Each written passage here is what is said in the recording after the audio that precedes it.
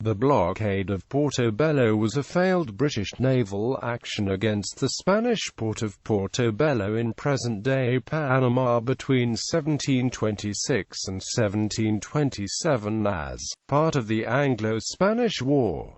The British were attempting to blockade the port to stop valuable treasure convoys leaving for Spain, after months spent on the ineffective and costly operation, during which not a single British shot was fired, on Admiralty orders. The British finally withdrew, with the loss from tropical disease of some 3,000 to 4,000 men from a complement of 4,750.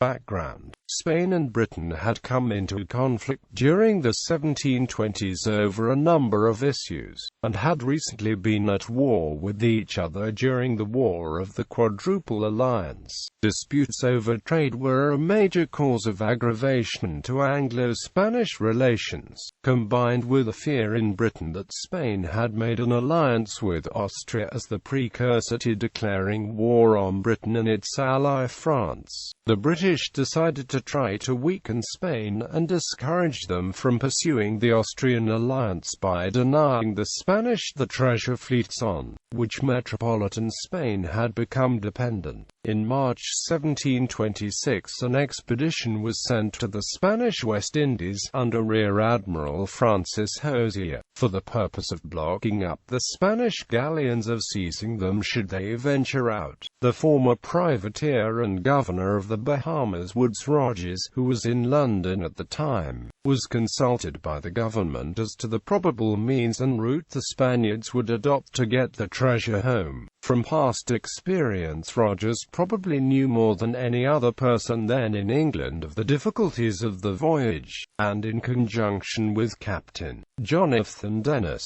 he delivered a report dated the 10th of November 1726 to Viscount Townshend, Secretary of State, to prepare Hosier for his task. My lord, according to what your lordship was pleased to command us, we have considered the account given by Mr. Cayley from Cadiz to His Grace the Duke of Newcastle of 3 men of war and a ship of 10 guns being sent under the command of Admiral Castaneta from that port in the month of May last, with cannon and land forces which your lordship apprehends may be ordered round Cape Horn, in order to bring to Spain the bullion now detained at Panama, and we give it your lordship as our opinion, that it is not only improbable, but almost impracticable, for the following reasons. First, because of the time of year in which those ships sailed from Cadiz, which is at least 3 months too soon to attempt getting round Cape Horn, or through the Straits of Magellan, especially if the nature of the ships be considered, and the being deeply laden, and having cannon and land forces on board. Secondly, because there can be no need of cannon in Peru or Chile, those provinces abounding in metal for casting them, and the Spaniards being able to do it cheaper and full as well as in Spain. And as to the soldiers, the transporting them that way seems altogether improbable because of the many better methods there are of doing it. Thirdly, my lord, as the bullion is now at or near Panama, the embarking it thence to Lima, and so to be brought round Cape Horn, will require so prodigious an expense both of time and money, that renders the doing of it extremely improbable. 'Tis true, my lord, were the money now at Potosia Lima, 'twould be easy enough to bring it round Cape Horn, or rather overland to Buenos Aires, where Castaneta might be gone to receive it, but as it is not, the bringing of it from Panama to Lima will require too long a time, because of the difficulty of the navigation from the former to the latter place, being against both winds and currents, so that the Spanish ships are commonly from 6 to 8 or 10 months performing the voyage, and though the French formerly often came with the money round the Cape to France, yet your lordship will consider the tract of trade was never to leeward or to the northward of the coasts of Peru, by which means the greatest fatigue of the voyage was avoided. But, my lord, what seems to us the most likely is that Castaneta, after refreshing at the Havana, may go to live Veracruz, and the wait for the bullion from Panama and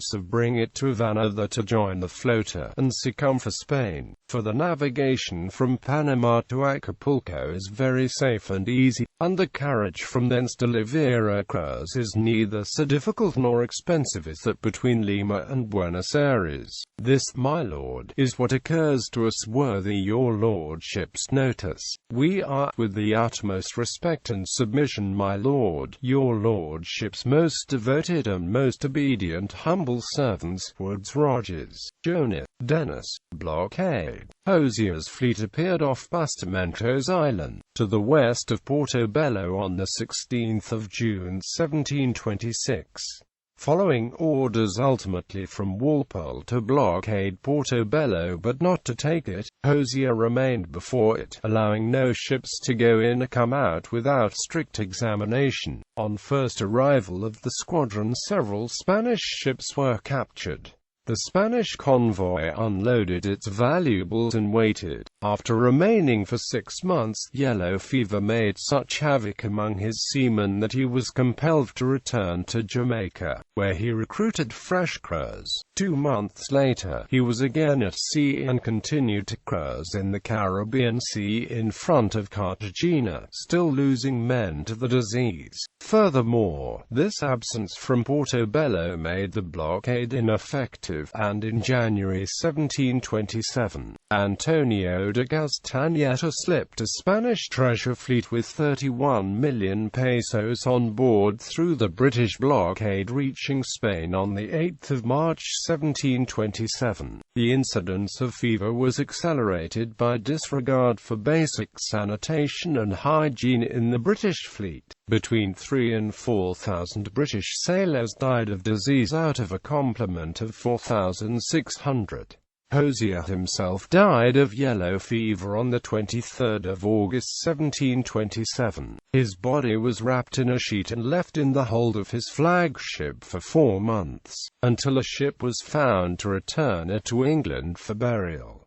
Hosier was temporarily replaced by Edward Street Lowe, who maintained the blockade and returned to Jamaica to resupply and refit the fleet when it was clear the Spanish fleet would not leave port. In Jamaica he was replaced by Edward Hopson in January 1728, but regained command when Hopson succumbed to disease the following May. St. Lowe continued to command the blockading fleet until April 1729, when he too died of a tropical malady. By this time, preliminary peace terms had been agreed between the two powers, and the fleet returned home. The war came to a formal end with the signing in November 1729 of the Treaty of Seville. The fleet comprised 20 ships, including the following: HMS Breda, 70 guns, flagship; HMS Berwick, 70 guns; HMS Lennox, 70 guns; HMS Superb, 64 guns; HMS Dunkirk, 60 guns; HMS Nottingham, 60 guns; HMS Ripon, 60 guns; HMS Portland, 50 guns; HMS Leopard, 50 guns; HMS Tiger, 50 guns; HMS Dragon, 50 guns; HMS Diamond, frigate; HMS Greyhound, sloop; HMS Happy, snow. Aftermath. This disaster caused an outrage in Britain, and Hosier became an easy scapegoat, being blamed for a lack of initiative, although in reality his hands had been tied by Admiralty orders, stemming from Walpole's wish to avoid war with Spain. At the beginning of the Maritime War of Jenkins' year, the disaster still had not been forgotten, and following Admiral Vernon's capture of Porto Bello on the 21st of November 1739 with only 6 ships, which vindication raised the British public's joy to fever pitch, and inspired the writing of Rule Britannia. Britannia Rules the Waves. Richard Glover wrote a spirited ballad, Hosier's Ghost, Admiral Hosier's Ghost, which further excited the British nation against the Spaniards, but was primarily designed to shame Walpole and the anti-war faction for his 1726 Orders of Inaction, which many considered had been a betrayal of Hosier and his men. Bibliography. Duro, Cesareo Fernandez. Armada Española desde la Unión de los Reinos de Castilla y de León. Madrid. 5. Madrid. Museo Naval. OCLC 644,540,083. Kemp, Peter. The British Sailor. A Social History of the Lower Deck. Aldine Press. ISBN 0460039571.